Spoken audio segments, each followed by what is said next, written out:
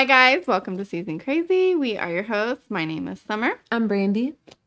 And we have left sanity behind a very long time ago. And we are never getting it back. Much better off now. Yeah. So whether you are towing the line or camping in left field, we are here for you, all about it, and glad that you have joined us. Yeah. Embrace it. Mm-hmm. Be you. Yeah. It is what it is. Like today, for instance, we were supposed to do this before our live, but you know, life happens. Anyway, it is Friday, so that means it is VTT Friday. Ready, Brandi? Yeah. It's Friday, it's Friday, it's Friday.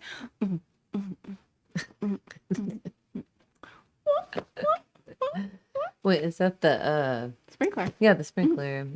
I was never around for that. Is that our age? Or are you old? Yeah, I'm old, and you just are not that hood. They were, okay, here.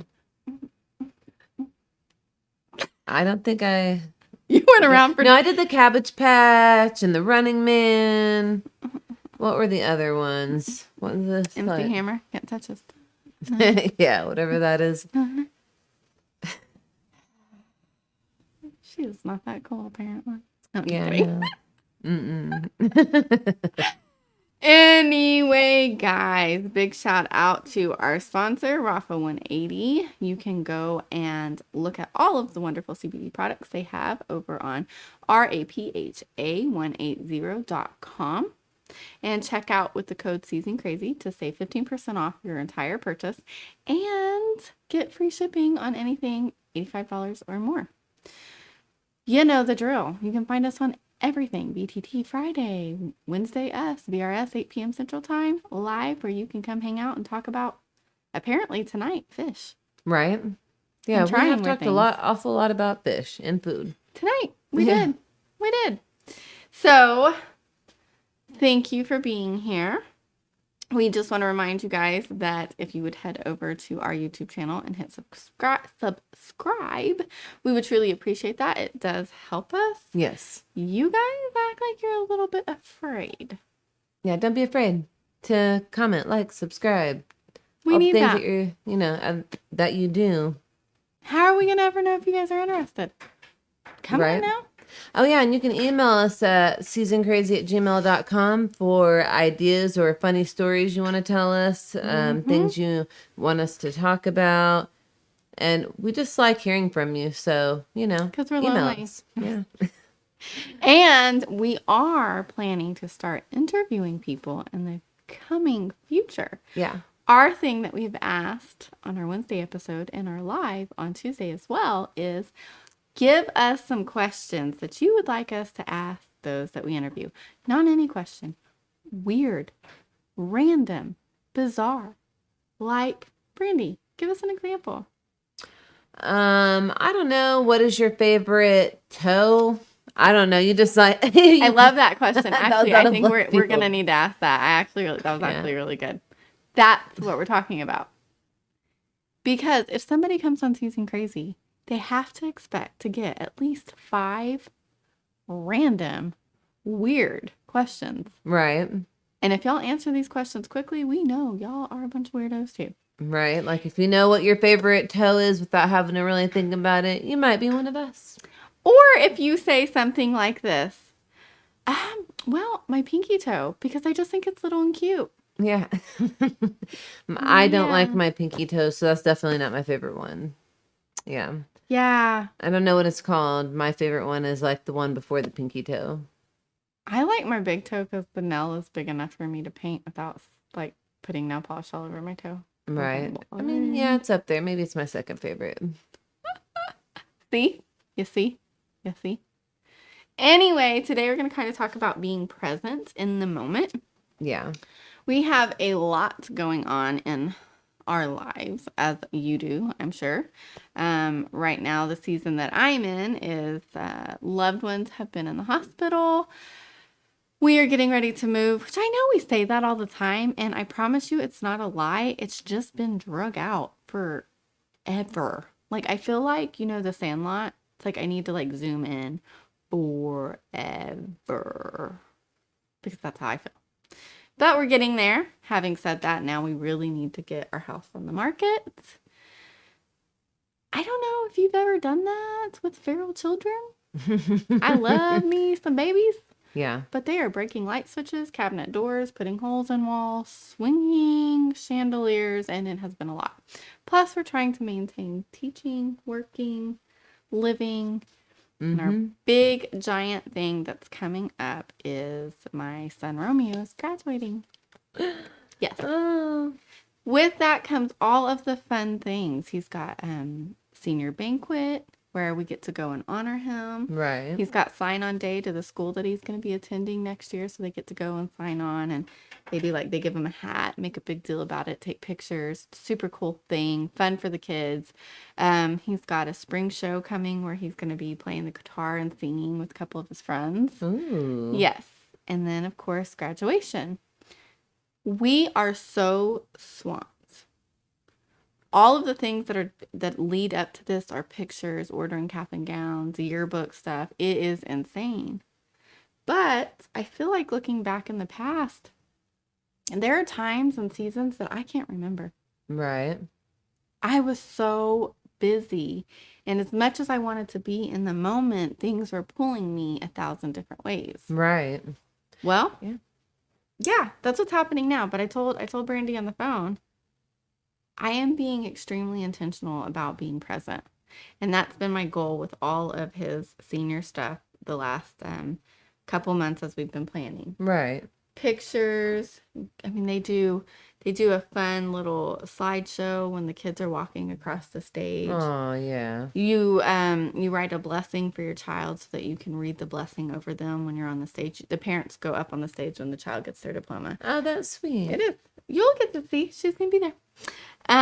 So, we wrote this blessing out. My son has these thank yous to write out. There's a formal dinner that he has where you honor this. And I'm just like, I'm going to be here. I'm going to be here. I'm doing, because it's one time. Yeah. And I feel like I've missed so much, and we've been so busy, and we've had a very hard, last 8 years has been kind of hard, but it's been just busy and hard. So I'm intentional, guys. And that's what we're doing. Yeah, and it's really hard as parents, as human beings, to kind of stay present in the moment sometimes, because you're like, oh, I have this going on and this and this and this, and you are thinking about the future and how do I need to fix it, or maybe you're dwelling on the past and, oh man, I just made this mistake, instead of sitting right there and enjoying what's going on in front of you, because he is at such a wonderful young age, and you don't want to miss that. And it's easy to like, oh, I have 15 things going on. What do I, the grocery list, what do I need to do when you're, in that moment? And that's awesome that you're like, no, I'm going to make sure that I live these moments. I feel them. I get to experience them. Yeah. And I think for me, it's about stepping back and saying the other things can overwhelm me, but this is not. I'm going to do what I can here. And when I'm picking these pictures out for his slideshow, or when I take his pictures. So when I'm going to take his pictures, we're having fun with it. Right. We're making memories in those moments, and I'm blocking everything else out so that I can enjoy these moments. And guys, we've been going through baby pictures. Aww. And you just think, because they put a baby picture up of them. And I'm just like, it went by fast. Right. That's a cliche. Everybody says it. Oh my gosh, I blinked and now you're graduating. Or where did time go? Blah, blah, blah. These are, but they're true. Yeah.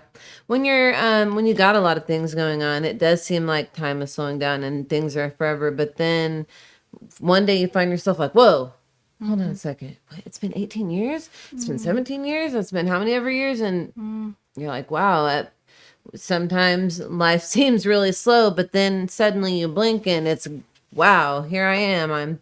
I'm 38. Like, wow, I've lived for 38 years on this where earth. Did it go? Right? Yeah. Where did it go? I feel like we were just like 15, 16. Yeah. Yeah. That's probably why you like, even when you're, in your 80s or 90s, because people for some reason like expect you to act a certain way. I mean, well, I guess part, part of it's stereotype, part of it's just true because I mean, age, but sometimes, why are people so surprised when, a 90-year-old acts like a normal human being? Like, oh, remember that one time we got real drunk? You know what I Yeah. mean? Like, Because to her it was yesterday, or to right. him it was like last week. My grandma always says she still feels 20, 25, and then she gets up to go do something and she's like, who is that old lady in the mirror? Right. And they say it, the days are long and the years are short. And I think that's the confusing thing. Right. So we're in these days that are like, oh my gosh. Yeah, like, is this day ever gonna freaking end? I just want to get off work, or I just want this blah blah blah over with. And then, like, next thing you know, you're like, holy crap, this whole year, whoa, what happened to the year? The year is gone. The Yeah. year is gone. And when you're going through something hard, you feel like the days are even longer, but then I feel like the years are even faster. Yeah. Because you have been in survival mode. Mm-hmm. It's hard to be present. But I also feel like that makes us miss so much and keeps the stress going. Mm-hmm. And I will tell you, if anything, a lot of people tend to stay married and not work on their problems because the days are long and the years are very quick. Yeah. So you are avoiding being present in the moment with your spouse. Mm-hmm. And then all of a sudden you're like, yeah, I've been married 42 years, but I don't know him. The kids are gone. They're grown. And now you're divorcing. Yeah. And you're divorcing because those years came up quick and you were never present. Yeah. You were never present in those moments because they were hard. Somebody hurt somebody. Life happens. But nobody's married 70 years because they had a great marriage. Right. They had great adventures and they had heartache. But it's like, I want to be present. I want to be so present. And my kid's like, I thought about it the other day, and I don't know if you guys have thought about this, but I was starting a business just a couple of months after my fifth baby was born. And I was going through a very hard time in my marriage. I don't remember a lot about that year. Wow. It's very hard. The moments that I remember are the moments I was intentional. Right. That I stopped and said, I've got to walk. She was getting ready to walk. She took her first steps in our first store, and I was like, I need to be intentional with this. Like, where did this time go? Where did she go? What's happening? Right. And so I feel like we've been living in limbo with waiting on this house to be done, which was supposed to be done like 18 months ago. We were supposed to be moving in. So stuff has been in storage for almost 2 years, and then out, and then in storage, and then so it's just been chaos. Yeah. And I feel like I've been getting into that groove where moments have not been intentional because I've been surviving. Right. So what do you do to stay intentional?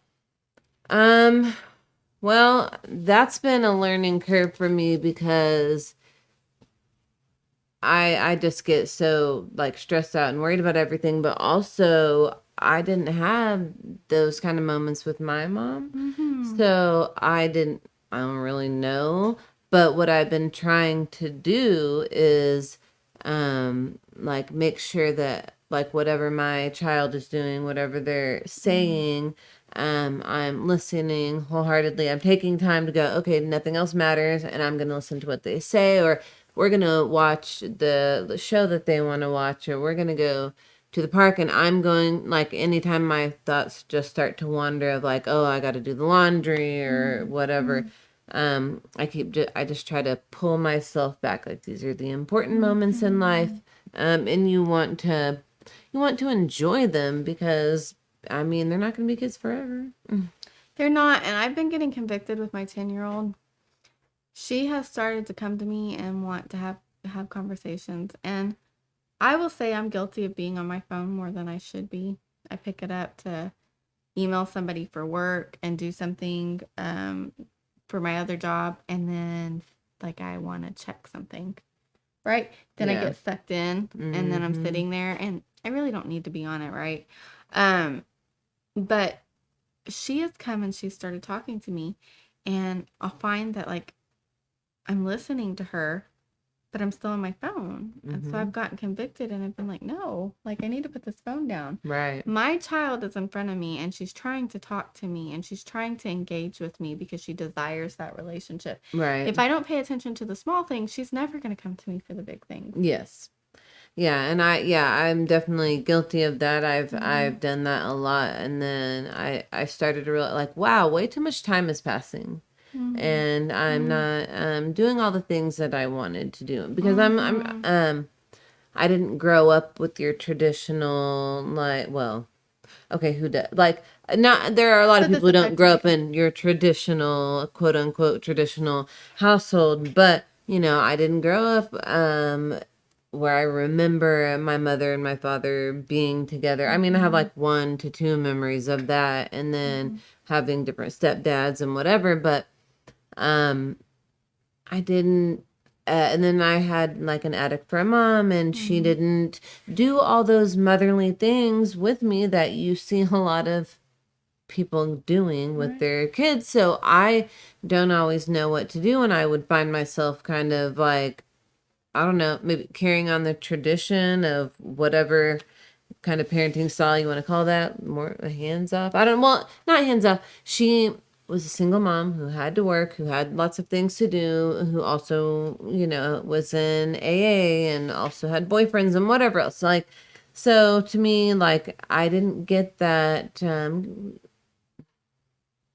bond. I don't know. You didn't get that emotional pruning and emotional guidance and I don't want to say it's like comfort. Yeah, we didn't get like she takes us somewhere. If we went somewhere, it was because my grandma took us somewhere, and did things with us and whatever. I mean, I think the closest we had to any sort of tradition was having a home cooked meal with my stepdad and my sisters and brothers and whatever.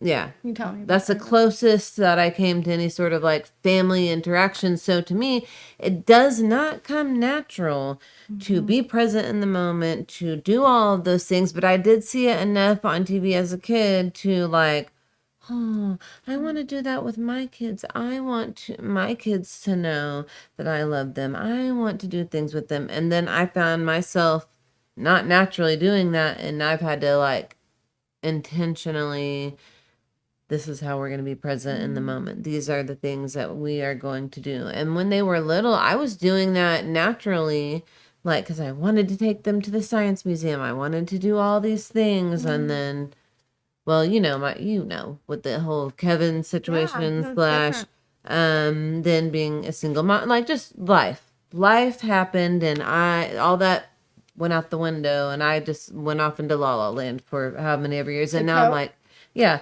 And now I'm like, okay, I need to remember this moment. I want to be in this moment, and I want to bond with my child. I want them to, when they are 18, to want to come back to me and hang out and have dinner. Yeah.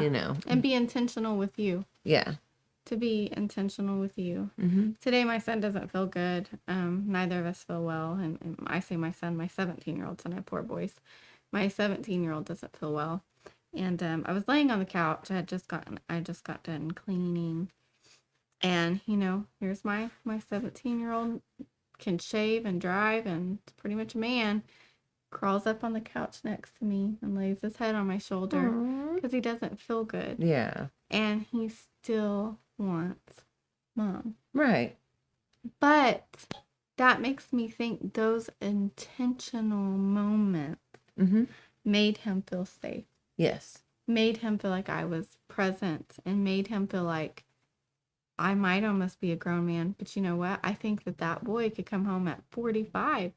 And if we're still intentional, he could lay his head on mama's shoulder and feel better. Yeah. Because we're intentional and we're in the moment. Right. And our hope I think for both of us, any parent, is that our kids go on to be better parents. Yes. Than we are. And their kids then take that and become better parents than they are. And we have made the next generations better. We've broken cycles. We've broken cycles of abuse, addiction, whatever it may be, and we feed into these kids and we're intentionally there for them to be better. Right. Yeah. I am intentionally trying to break some cycles that I thought, my younger self, before a lot of things were happening, I was on that path, and then life happened. And when life isn't so peachy, you just tend to Yeah. go with what you know, check out. I mean, I wish I hadn't. I So regret. easy to Yeah, check. I have a lot of regret on the things I did and checking out and whatever. But then now that I'm getting me back, I don't know if you want to call it that. I don't know. Now that I am being intentional on how I want my life to go and my kids and all of that, now that I'm healing from a lot of things, I'm trying to stay present in the moment, like, let me just take this time, carving out this time, even if I need to set a timer. Yeah. Set a timer so that way I'm not thinking about, oh, well, what if I accidentally forget I have laundry? Well, this timer can remind me I have laundry. I don't need to worry about anything else. I like that timer idea. I love the timer idea. Where did you get that from? What made you think of, and can you explain what you mean by the timer thing? Yeah, I don't think I got it from anywhere. I think is what I needed for me, because when I would sit down to play with my daughter recently, because I'm trying to stay present in the moment, I would be thinking while I'm sitting there with her, oh, I need to do this, I need to do that, or oh, well, I need my alone time. And like, if you don't tell a child like they have so much time, they will try to suck you in for as long as they can. Yeah. And then you might forget about something or whatever. So what I would do, what I started doing was, okay, well, I have 15 minutes that I have time for you, and then I really have to get these things done, because otherwise I'm going to forget. So then I would just tell, hey, Alexa, set a timer for 15 minutes. And then it was like a weight off my shoulder, because I didn't have to worry, am I forgetting something? That timer's going to remind me, and then I could just play. Well, and this is the thing. You think 15 minutes isn't a long time to play with your kids. Here's what psychologists have said. It is quality, not quantity. You could give your child, what do you think? You should play with them for an hour, which is great. That'd be wonderful. But if in that hour you are on your phone, you're distracted, you're searching for a show, you don't really know what to play with them, so you're kind of like, and then it ends up being a mumbled jumbled hour. Right. Or we're going to sit down for 15 or 20 minutes. Mama's got to get up after this. Dad has to get up after this. But I love you, and I am carving out this amount of time. When I stop, it doesn't mean because I'm like not wanting to play with you anymore. It means I need to go on to brother. I need to go on to sister. I got laundry. I need to do work. It is the quality. They said that, it's funny that you said 15 minutes, just because they said the amount of quality time that a child gets, even out of hours of a day, if you added them up, can be maybe an hour out of all day long. Wow. That's not even a solid 15 or 20 minutes. Right. So when your child gets that solid 15 minutes, this is my time, don't go look anywhere else, I get your time, they feel close to you. Right. And they know they're going to get it tomorrow. Yeah, that's what like, okay, I can carve out this much amount of time every day and it not be a big deal. And I can, and I add to it. I'm not just, but like, if we go out to eat at a special place, and we know that it's going to take at least an hour, or it's going to take 30 minutes or whatever, I'm devoting all that time to you. I have no reason that I need to be on the phone. We're just going to enjoy our meal, or we're going to enjoy being at the park, we're going to do whatever. I want to carve out that time where I know that there's nothing else going on. I like that too. And for me, I have a lot of little ones that still need that time. So I feel like if they know that they're getting 15 minutes, it's just for them, not for them and brother and sister and sister and brother and brother and brother and sister and sister. It's like, this is my time. Yeah. And then you think about everything, like the working and the 2 jobs and everything that we're doing. 15 minutes does add up when you have 72 kids. But at the same time, you're deducting shows. They're not sitting in front of the show for 30 minutes now. You've got 15 with this one, 15 with that one, and then you're going back. You can do it at different times. So I feel like it's a doable amount of time. And I don't say 15 minutes because you don't want to spend time with your kid and you're thinking, gosh, I got to go do 15 minutes with them. We're saying that you get to take a moment to pause and say, no interruptions. You can play with your kids longer. You can play with them all throughout the day. I'm hoping that's what you do. Right. To be intentional and present. But you're just saying a solid, completely devoted time. Right. And this is also coming from a person who didn't grow up around a lot of kids that were younger, like babies and whatever. Coming from a person whose mom was not that maternal. I love my mother, and she has done a lot of wonderful things for a lot of wonderful people. I'm not bagging on her. She's had her own set of issues, and one of those things was love and affection. I'm just gonna be real with you. Like, hugging and saying I love you was not a natural thing. That actually came when I was a teenager, and I, skip to the end of the story where I was like, it is really weird that my mother and I have that we feel weird about hugging each other and saying I love you when a lot of moms and daughters do it. So I made it a point to make myself uncomfortable and hug my mother and tell her I love you, because it's just weird. Okay. So anyway, I did not have that going on in my life. So now I'm trying to learn this secondhand or whatever, not through my actual mother, but through other mothers on TV, other mothers like Summer that I know, just my insides, what I wanted in life, watching Full House and like, oh look, the dad, whatever, because I didn't grow up with my dad in my house. I had step parents. That's kind of how I got I wanted the house to be safe, was from watching TV. Or I remember we got stranded on the road one time when I was like 6 or 7, and back in the day before cell phones. Right. And we had to go knock on somebody's door to ask to use their phone. And I really needed to use the bathroom. Right. Again, I was about 6 or 7. We're talking in the 80s. And I remember so clearly that the house was clean. The living room was decorated. And it was like a home. Right. And you walk in and you felt like it was a home. Right. I didn't really feel like what I had growing up was like a home. Right. Because it was chaotic. We could end up moving overnight and me never even know that we were moving. And all of our stuff get locked up and never get it out again. Right. Because it got, taken. The joke was I used to sleep fully dressed with shoes on. Huh. And so these are things that I intentionally tried to make my home like that. We don't wear shoes in my house. Never have since I've been married. Yeah. I've been with we've been married 20 years this year. Never worn shoes in the house. One was germs. Just didn't want all of that tracked through the house. And another is because when somebody comes in your house and they don't have shoes on, they typically will put their feet up on your couch. Right. And they'll typically be at home. And I really wanted anyone that came through our doors to feel like they were at a place that they were welcomed and felt comfortable. So I get it. It was like you just were intentionally saying, this is what I wanted. Right. Yeah. I got, I'm going to figure out my own way of staying present in the moment. And, heal from, just break some generational things and heal some things.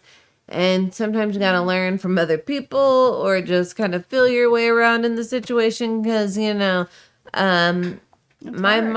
dad was way more, I saw him on the weekends or every other weekend or, summers, holidays, whenever, that sort of arrangement. But so it wasn't just your everyday, like, I'm going to hug you, I'm going to play with you. Like, my dad was the hugger and I saw him like every other weekend. Like, you know what I mean? Yeah. That, I don't know. You got to learn from what you, not everyone grew up with a 2-parent household with parents who hugged each other and hugged you and let you know. Sometimes you just got to make your stuff up. And that's very, you got to make it up. You got to go. Yeah. I've met people that have actually, I had a friend come to me one day. We had met a mutual gentleman that ended up becoming a friend of ours, but he had told them that I was so positive. He said, "Oh, that girl, she's just so naive." And they asked, naive? And they asked him why he would say that. And she said, because she's so happy. The Yeah. world hasn't broke her yet. She must have been born in a good home with a mom and dad that really sheltered her. And I'd say probably a silver spoon in her mouth because she just doesn't seem like she's met the world yet. Because, and they said, well, like, why? And they said, because she's so kind and she's so happy. And I was laughing when they were telling me this. And I said, well, what did you say?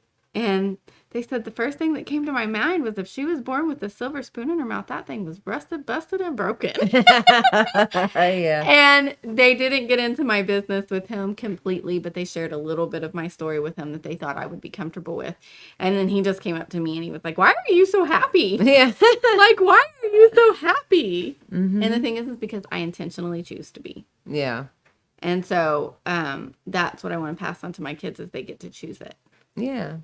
They don't get to choose the situation always, but they get to choose how they handle it. Right. Yeah. I mean, I feel like because children of addicts or children who were born into like a traumatic type of lifestyle, they can either get into that same lifestyle like their parent, or they can go the opposite, or maybe a little mix in between. And you definitely went, you were like the opposite side over here. I went extreme opposite, and I do Yeah. think it was a God thing. Well, I know it was a God thing. I don't think it was a God thing. I know it was a God thing, and here's why. I feel like I could have easily become an addict had God not given me a distaste for anything that I saw my parents go through Right. with addiction and with the spiraling of their lives and the heartache. And I watched both of them struggle with extreme mental illness. Right. And many, many, many members of my family struggle with mental illness. And so I think that God highlighted some of those things for me because I feel like I personally, I don't have an addictive personality because God doesn't let me get there. I think I could. Yeah. I mean, I'm addicted to my coffee, and that's probably why. And I know that sounds silly, like I'm like addicted to coffee. But when you have parents that are addicts and you come from family with an addiction, you can see how that coffee could have been something else. Right. And I can see that. Yeah. I can see that, Oh, yeah, and you're very intentional with making sure you don't become an addict because you have that family history and, in the gene because you have both parents that were addicts as opposed to one, so you have more of a chance than some people. And you are very, like, I'm going to make sure I don't, which I started off on that journey, I think, at some point, and I was like, I don't care anymore, and then I remembered to care. I'm like, you go through seasons in life, yeah. We all have our things, and maybe you went a different way, but I also was struggling with worry, and I was eating myself up physically, because I was struggling with worry with everything I was going through. Right. There were moments I was checking out as well. Yeah. And honestly, I feel like had I gave into any kind of addiction during what I was going through, I would have been an addict. Oh, yeah. And so I just was like, I can't. And it's not even just my parents. It's so many generations outside of my parents that struggled with addiction.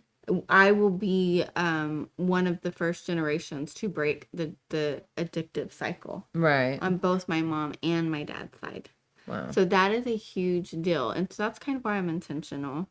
And I don't ever say it's because I'm not capable of being an addict. I feel like God has just protected me because I'm probably more than capable. And so but I remember talking to Brandi when we were younger, and and I got pregnant, and it used to scare me that I was gonna grow up and beat my kids. And I was like, what if there's like a magic age or a magic number or a magic something, and I just turn in to my parents? And she's like, you're just too aware of it. You don't want it. You are not going to do this. And my husband even says the same thing, it might sound silly, but like sometimes I'm like, oh my gosh, I made it without beating this child. And then, but for somebody that didn't grow up with abuse, they think maybe that sounds weird to them.